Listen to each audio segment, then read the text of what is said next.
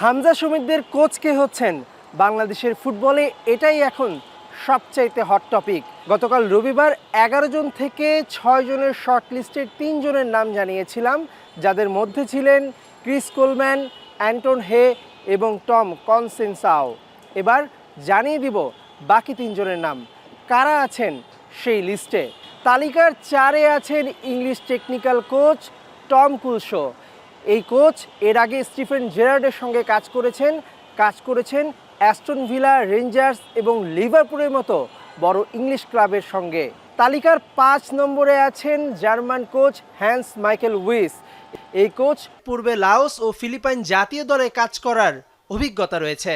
তালিকার 6 নম্বরে আছেন আরেক জার্মান কোচ মাইকেল নিস। এই কোচ পূর্বে রুয়ান্ডা এবং জিম্বাবুয়ে জাতীয় দলে কাজ করেছেন।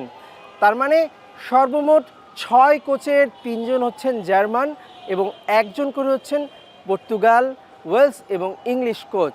তবে সূত্রের খবর বলছে বাফুফের শর্টলিস্ট যত ছোট হচ্ছে ততই কিন্তু বাফুফের কর্তারা দালালদের খপ্পরে পড়ছেন। আপনারা জানেন 15 মের মধ্যে কিন্তু এই 6 জন থেকে 1 জনকেই বেছে নেবে বাফুফে হামজা শমীদের ভবিষ্যৎ কোচ হিসাবে। আগামী 5 দিন এই কোচদের সঙ্গে নানা রকম বৈঠকে দর কষাকষি হবে, সুবিধা অসুবিধা আলোচনা করেই সিদ্ধান্ত নেওয়া হবে কে হতে যাচ্ছেন বাংলাদেশ জাতীয় ফুটবল দলের ভবিষ্যৎ কোচ। মেহেদী নাইম, যমুনা স্পোর্টস, ঢাকা।